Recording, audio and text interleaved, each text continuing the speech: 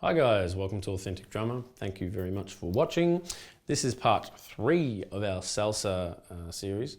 We're going to talk a little bit about what to play in the chorus of a salsa tune now. And that involves some bells and stuff. So first of all, it comes down to, for the drums anyway, there's a pattern that was developed for the drum kit, and this is called Songo. And this is from a guy called Chanquito. If you haven't seen Chanquito, he's a timbale player and a drum kit player. He's awesome. He devised this rhythm to fit with the rest of the band, so congas and timbales and everything. So it's kind of like a rhythm that is written especially for the drum kit, as opposed to before when I was kind of emulating the other instruments on the drums. Okay, so there's a few ways of playing the songo. So I'm going to take you through some very basic ones and some slightly more complicated ones as well. Okay, so again, this is based all on a 2/3 clave.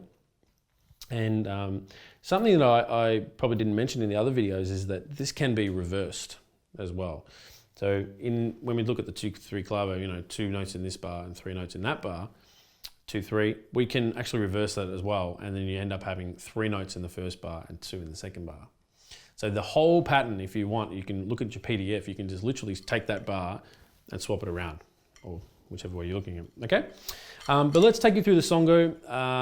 And this basic songo is going to use just the hi-hat, the snare drum, and the kick drum, okay? The kick drum's got the bass notes that we were playing in the other lessons, so check that out and make sure you understand what that is. But that's 1, 2, and 3, 4, 1, 2, and 3, 4. We're going to have a basic, it feels like a quarter note, but we're in 8th note. So here, so we've got beat 1 and beat 3 on the hi-hat. And then we've got a little snare pattern that sort of fits around here, and there's a mixture of ghost notes and accents. All right, I'm going to do it very slowly for you first. Check it out, and then I'll speed it up a bit and show you sort of how I feel it when I'm playing in the band. All right, goes like this: 1, 2, 3, 4, 1, 2, 3, 4, 1.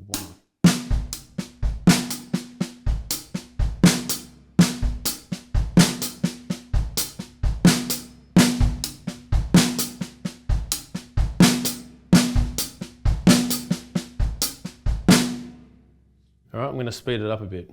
And the way I feel of it, I don't really think of it as like 1, 2, 3, 4. I think of it as like 1, 2, 3, 4, and in 16th notes. That kind of thing, all right? So this is the songo as 16th notes on your PDF. This is letter B, okay? And yeah, it sounds like this. 1, 2, 3, 4.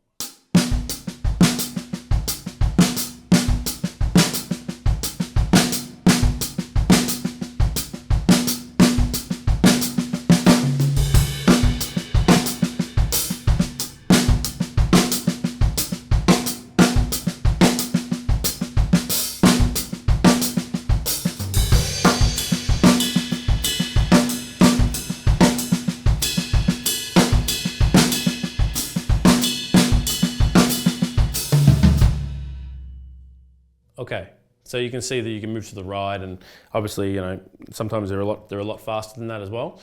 With some of these other ones that are coming up, I'll demonstrate a little bit faster, but that's a basic songo. You can play that and it will fit and it will sound cool, okay? Now, taking it a step further, what I've found with playing in salsa bands is most of the time I have to play what they call a bongo bell, and that's what this big cowbell is here. And the pattern for that bell involves playing with the shank of the stick on the mouth of the cowbell, like down there, like that, and up here like this. So like that, and then up here like this, or sometimes like this, except that the sound coming from there is not quite as good as this, but sometimes I'll do both. It doesn't really matter, okay? So this is what a basic bongo bell, this is what the bongo bell sounds like on its own. It sounds like this: 1, 2, 3, 4.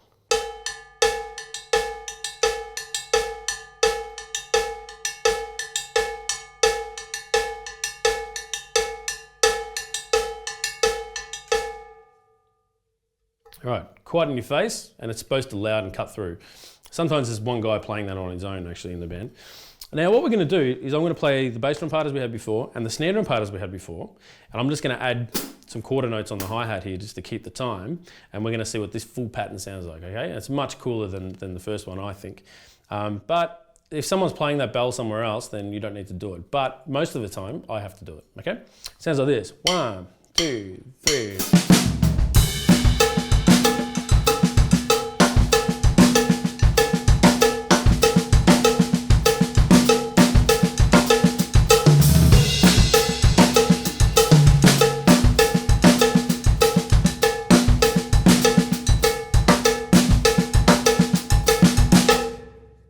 Okay, like I said, you can reverse that too. So if you look at your PDF and you just literally cut and swap, we don't have the time today to show you that, but you can reverse it.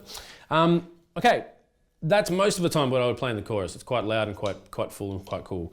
What we're going to do now is I'm going to do one more pattern for you. All right, I'm going to play exactly what I played there, except that instead of quarter notes on the hi-hat, I'm going to play the clave pattern with my left foot on this little cowbell here. All right, and we're going to sort of see how it sort of starts to really sound like we're really covering all sorts of parts, but each hand's doing something different. Takes a little bit of time to get this happening, but you know, kind of cool and can be used quite a bit. All right, so this is what this one sounds like. I'll do it a little bit slower, and then maybe I'll speed it up. 1, 2, 3, 4. 1, 2, 3, 4.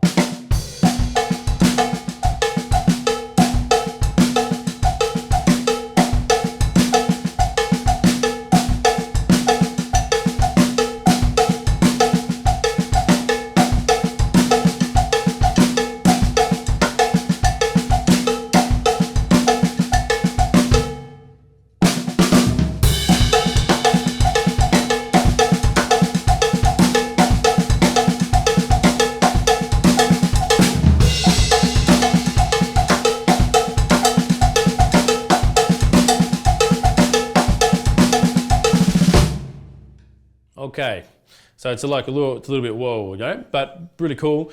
Most of the time I don't have to use the left foot clave. It also means bringing another pedal and a cowbell to the gig. You know, let's face it, sometimes we don't have enough room in the car. So most of the time I just use the hi-hat on 1, 2, 3, and 4.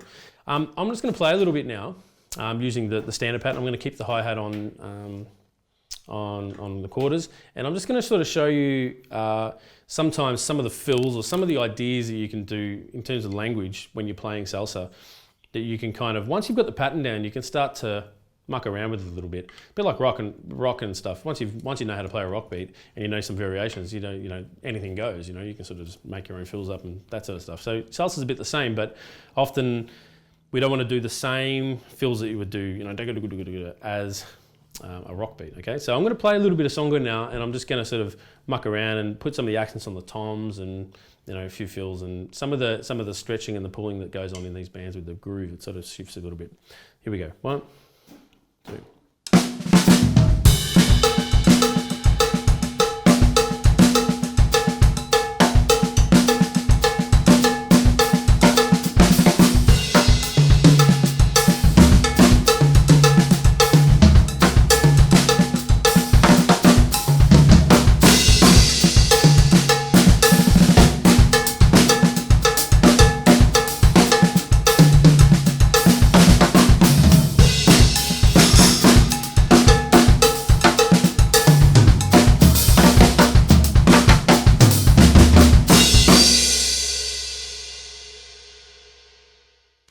Thanks very much for watching. I hope that gave you something to take away with you. Make sure you subscribe. There's heaps more stuff coming. We'll see you very soon.